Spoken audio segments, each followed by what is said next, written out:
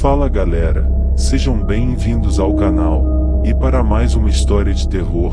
Se gosta desse tipo de conteúdo, não deixe de se inscrever no canal e deixar aquele like e ativar o sininho para receber notificações de novas histórias. Então bora para mais uma. O Anel Demoníaco. Jane Lambert era uma jovem mulher, nascida na aldeia de Saissac. Ela era querida por sua inteligência e admirada por sua beleza. Mas foi esta beleza que a levou à perdição. Frequentemente, passava horas a fio contemplando, no espelho de um riacho, o seu semblante tão alvo e nobre quanto o de uma castelã. Muitas vezes, admirava a pequenez e a forma requintada de seus pés e mãos, a delicadeza e elegância de seu talhe. Então, com um suspiro, lamentava-se por vestir-se com simples e grosseira lã, enquanto ouro e pedras preciosas desciam pelas vestes de brocado da velha senhora de Saissac, quando, seguida por pajens e jovens cavaleiros, ia à igreja e ajoelhava-se sobre uma suntuosa almofada de veludo. Pobre Jane! Não sabia que, quando o coração de uma mulher se abre à vaidade, sua inimiga, a serpente, a observa e ronda em torno dela. Certo dia, ela viu, na igreja da aldeia, o senhor de Saissac rodeado por pajens e cavaleiros. Ela não conseguiu rezar. Desejos pecaminosos penetraram em seu coração. Ah! Disse ela. De que me vale ser tão bonita, mas destinada a pastorear ovelhas? Se eu fosse como as demais camponesas, não seria mais feliz. Oh, como eu gostaria de tornar-me feia! Ou rica e nobre! Ela ainda falava quando um monge de alta estatura assomou em seu pequeno quarto. Vim para satisfazer o teu desejo. Posso torná-la, à tua escolha, feia ou rica. Jane nada respondeu. O medo a havia petrificado. Pegue este anel, e continuou o monge. Tens apenas que dizer as palavras gravadas ao longo dele, tudo o que desejas será realizado. Dizendo estas palavras, desapareceu. No entanto, o anel permanecia em seu dedo. Ela, contudo, hesitava em mantê-lo consigo. Pensou, primeiro, em jogá-lo fora. Mas estava curiosa. O misterioso monge não havia imposto qualquer condição ao doar-lhe o anel. Além disto, se o conservasse, seria obrigada a usá-lo. Assim, resolveu guardá-lo. Estando o fatídico anel em seu poder há 8 dias, Jane já não era a mesma.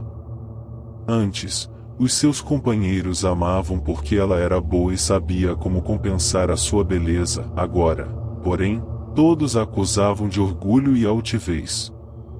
E fugiam dela. E ela sequer havia usado seu talismã. Jane tornou-se sonhadora e distraída. Se alguém lhe falava, não ouvia ou respondia. O que antes lhe aprazia, agora era motivo de desdém. Pois ela sabia que só precisaria formular um desejo para desfrutar de todos os prazeres da terra. Ela nem mesmo notava que os seus amigos a evitavam. O seu anel ocupava todos os seus pensamentos e ela ansiava por experimentar o seu poder. Mas uma voz secreta ainda continha e murmurava-lhe que haveria sofrimento em seu caminho.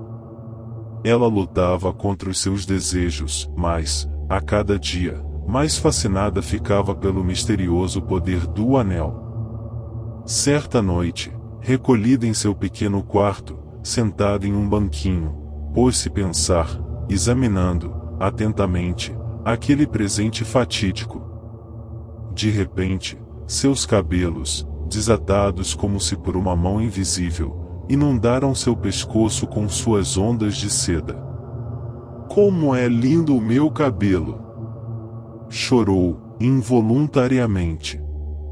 Então, sussurrou: se eu quisesse, poderia me coroar com um capuz de veludo coberto com um diadema de condessa. Oh, como eu ficaria linda e como gostaria de me ver assim! E, mecanicamente, ela leu as palavras todo-poderosas do anel. Imediatamente, uma luz brilhante iluminou o seu quarto, e Jane viu-se sentada diante de um espelho curiosamente cinzelado.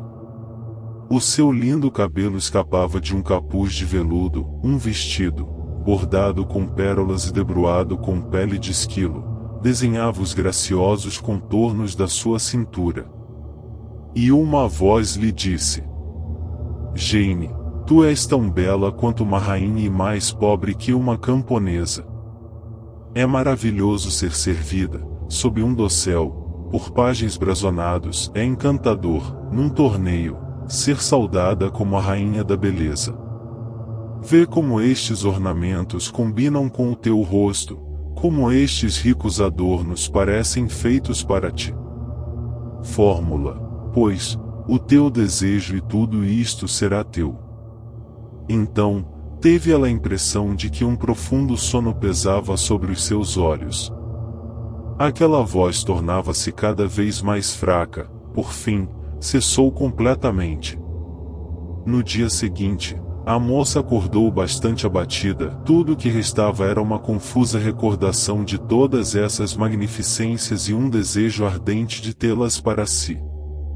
15 dias depois, na capela do castelo de Saissac, um velho capelão abençoava o casamento do jovem conde de Saissac com a bela Jane. Ela agora, uma condessa rica e adornada, escondendo sob um antigo brasão de armas o seu obscuro nascimento e as humildes ocupações de sua infância. Mas a felicidade não a acompanhou nesta grande fortuna. Gautier de Saissac amava Jane com paixão, mas pouco importava Joana ser amada, e a ambição não deixava espaço para o amor em seu coração. O que ela queria, agora, não mais era um belo vestido para realçar sua figura, era o poder de uma castelã, a obediência de muitos vassalos, a admiração de grandes e poderosos senhores. Ela é, de fato, a condessa de Saissac, mas isso é apenas um título. O comando pertence ao velho senhor de Saissac. Este pensamento se tornou sua obsessão, e ela não era uma mulher que se deteria diante de um desejo cuja satisfação dependia apenas de sua vontade. Que meios ela utilizou para aniquilar um poder que a ofuscava? Ela empregou a força do anel? Ninguém sabe. 6 meses se passaram. No grande pátio do castelo, 400 homens de armas estavam reunidos. No ousado olhar dos soldados, cuja alegria não se deixava constranger pela disciplina, era fácil ver que estavam prestes a tentar alguma expedição aventureira. Finalmente, surgiu o líder. Coberto com uma rica armadura damascada de ouro, empunhava uma maça. O seu capacete exibia penachos nas cores de Saissac. A viseira foi erguida, permitindo o vislumbre do rosto de Jane. O suave semblante da jovem pastora havia dado lugar a uma fisionomia severa e altiva.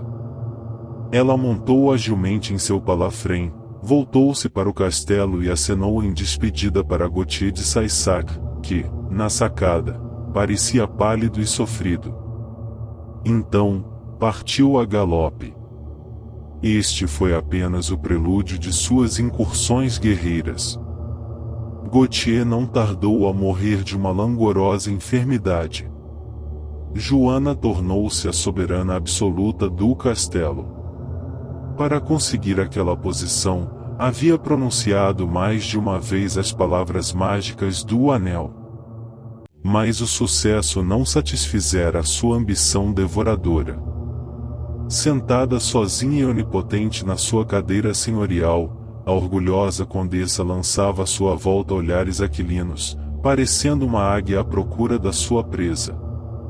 A primeira vítima que escolheu foi o senhor de Montolieu, o seu vizinho. Iniciou uma querela sobre os limites de seus feudos, e mandou intimar o barão de Montolieu, exigindo que viesse prestar homenagem à sua suzerana. Diga à condessa de Saissac, respondeu o barão, que, na França, a roca jamais deve colidir com a espada. Ao ouvir essa resposta, a orgulhosa castelã respondeu: isso é bom.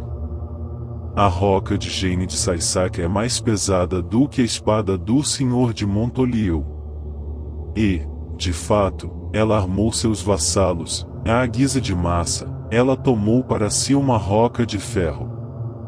O poder do anel não deixaria dúvidas quanto ao resultado da luta. O cavaleiro foi derrotado. Atingido pela formidável arma de Jane, o barão ainda pôde ouvir as palavras zombeteiras que ela lhe dirigiu, ao aplicar-lhe o derradeiro golpe com a sua terrível roca. No entanto, em meio à turbulência daquela vida de sangue e combates, o coração de Jane empederniu. Tornou-se injusta, feroz, cruel, impiedosa. As suas conquistas tornaram-na poderosa, a sua bravura, célebre. Mas a felicidade obstinou-se em fugir dela. Ela era odiada como os tiranos são odiados, somente os seus homens de armas amavam pela sua dureza e coragem, que a cingiam a eles. Certa noite, estava ela, como sempre, sentada junto à ampla lareira gótica do grande salão do castelo. A noite estava escura, e a lamparina, pendurada na abóbada, lançava uma luz incerta à sua volta. A castelã estava triste e circunspecta, mas seu coração era inacessível ao medo. De repente, o vento redobrou sua fúria, a armadura produziu um rangido lúgubre, a tempestade esforçava-se por derruir as revelhas muralhas do castelo. À luz de um relâmpago, Jane viu assomar-se-lhe uma sombra. Ela reconheceu o monge. "Quem és tu?" exclama Jane, agarrando sua confiável roca. "Larga esta arma." "Conta a mim, ela é inútil," disse-lhe o terrível espectro. E, imediatamente, a massa tombou, destroçada, a seus pés. "Não me reconheces?" acrescentou o espectro. "Vim resgatar o anel que te dei há 20 anos, serviu-te bem, assim espero." Jane, apavorada, tentou arrancar o anel do dedo. Mas não conseguiu. "Oh, não é assim," disse o monge. "Este anel é o primeiro elo da corrente que te liga a mim." Jane tentou enfrentar a aparição. "Que pacto me liga a ti?" gritou ela. "Eu prometi alguma coisa em troca do anel?" "Não, certamente," disse o monge. "Eu não te ofereceria um acordo e tu o rejeitarias. Tu eras uma humilde e simples pastora, mas eu sabia que uso farias do poder. Por isto, eu te dei o anel. Não é pelo anel que tu és minha. És minha porque és parricida, porque sugaste o sangue de teus vassalos, porque derramaste o de teus vizinhos. Tu me pertences pelos crimes que cometeste. Então, eu vim reivindicar o que é meu." Dizendo tais palavras, pôs a mão flamejante no ombro de Jane, depois a agarrou nos braços, e aproveitando o impulso, empurrou com o pé a casa senhorial, que desabou com esse poderoso esforço. Disse em Saissac que o castelo não pôde ser reconstruído e quando, numa noite sombria de novembro, se ouve o gemido do vento ao percorrer as ruínas do castelo, os velhos dizem aos netos assustados: "Cuidado! É a senhora do castelo brandindo a sua roca." Fim. Se gostou, deixa o like e não esqueça de se inscrever no canal.